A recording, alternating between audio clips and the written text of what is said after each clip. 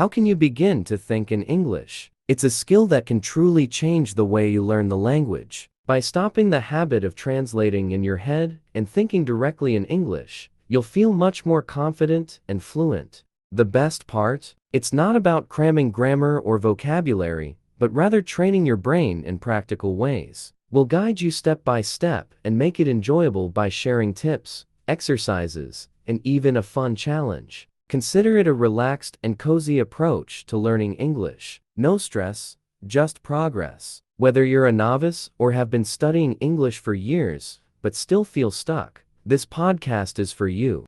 Let's start with the common issue all English learners face: translating in your head. Liam, have you experienced this while learning a new language? Absolutely, I've been there. You hear a sentence in English, and your brain immediately tries to translate it into your native language. It feels like solving a puzzle in real time, and it's exhausting. Exactly. And it's not just tiring, it also slows you down. Imagine you're in a conversation, and someone asks, "How was your weekend?" Instead of answering quickly, you go through a process. First, you think about the question in your language, then come up with the response, and finally translate it back to English. By the time you're ready to reply, the moment may have passed. This can make the person you're speaking to think you're not interested or confident, which isn't true. So, why do we translate in our heads to begin with? It's because your brain feels safer in your native language, like a default setting. But the more you translate, the harder it is to think directly in English, similar to running a marathon in heavy boots. That's a great analogy. The key is to train your brain to feel comfortable staying in English, even if it feels weird at first. Think of it as strengthening a muscle. The more you use it, the stronger it becomes. Here's a simple exercise. Start small by thinking in English about everyday things. For example, when cooking, name the ingredients in English: salt, pepper, onions, chicken, or describe your actions. Say things like, "I'm chopping vegetables," or "I'm boiling water." It doesn't need to be perfect. It's about building the habit. Another helpful technique is labeling objects around you in English.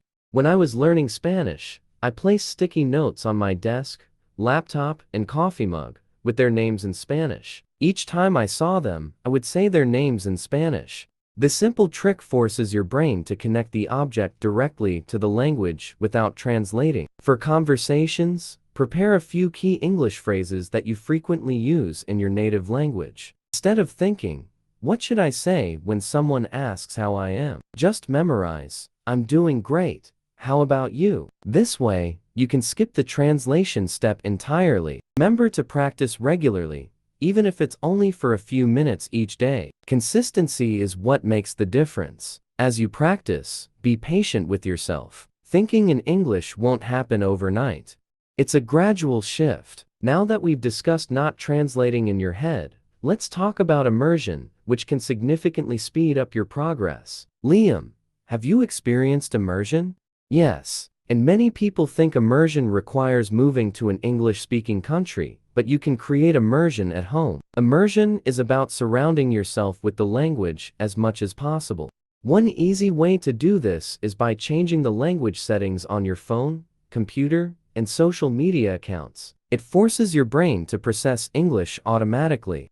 I also changed my streaming account to English and started watching shows in English. At first, I didn't understand everything, but my brain quickly started picking up patterns just by listening.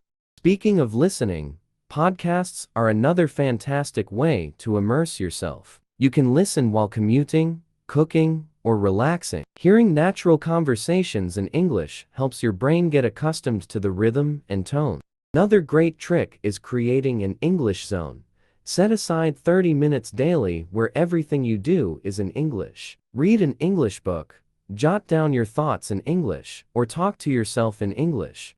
It's like creating a mini English environment for yourself. You can also think of English as a lifestyle, not just a subject. Look up recipes in English or follow English-speaking fitness trainers on YouTube. Speaking is a crucial part of immersion too. Even if you don't have a conversation partner, narrate your actions out loud in English. It feels strange initially, but it helps your brain form sentences naturally. If you want to take it further, many apps and online communities allow you to connect with native speakers. Even a 5-minute chat can make a significant difference. Don't forget to have fun with it. The more you enjoy the process, the easier it becomes. Watch your favorite movies in English or try writing a short story in English to make it part of your everyday life.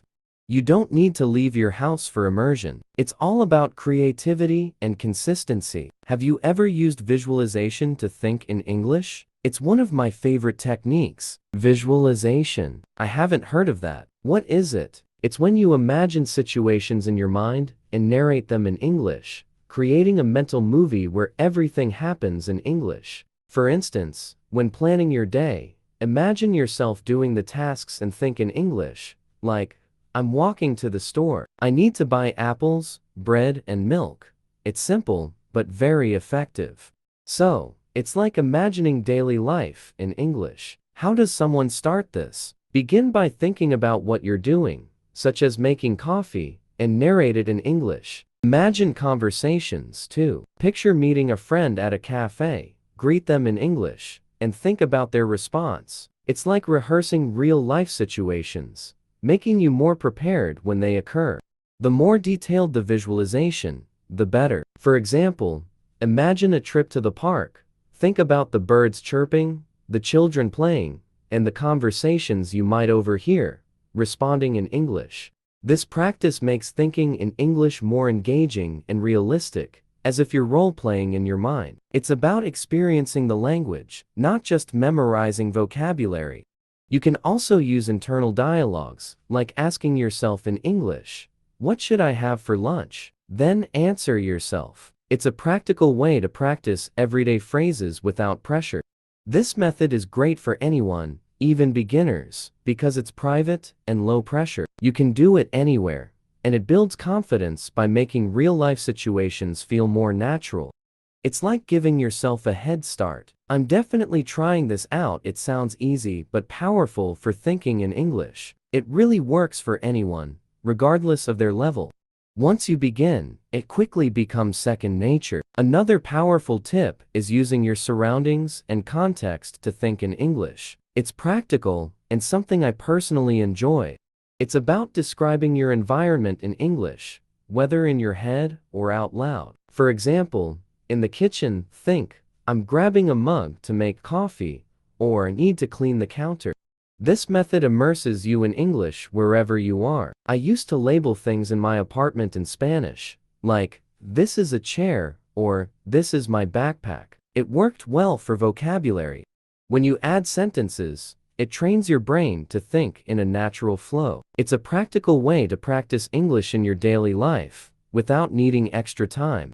I love that idea. Learners could set small goals, like focusing on one room per day or one activity, such as cooking, and narrate their actions in English. It doesn't have to be perfect. It's about practicing and building the habit. Mixing this with visualization makes it even more effective, as you imagine explaining the process to a friend in English. Start with simple sentences and add more detail as you become comfortable. This practice helps you think in English naturally over time. This method makes it more interactive and prepares you for real conversations. You can apply this habit anywhere, whether at home, commuting, or shopping.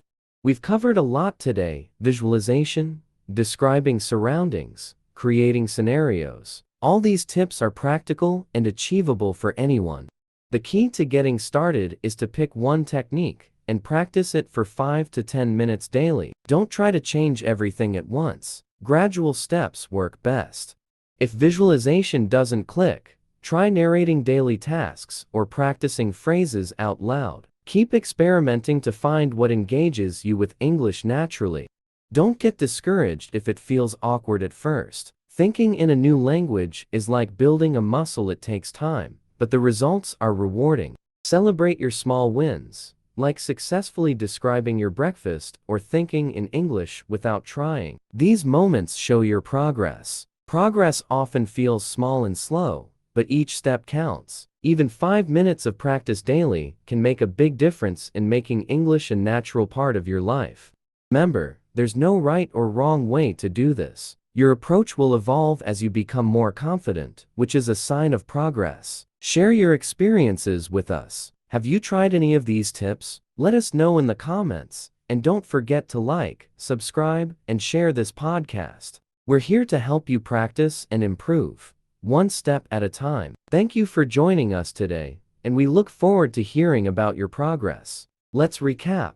We talked about not translating in your head, immersion, visualization, and using your surroundings to think in English. Each tip is a tool to help you get closer to fluency. Start by implementing just one of these techniques. Even small daily practices can accumulate into significant progress over time. Consistency is key.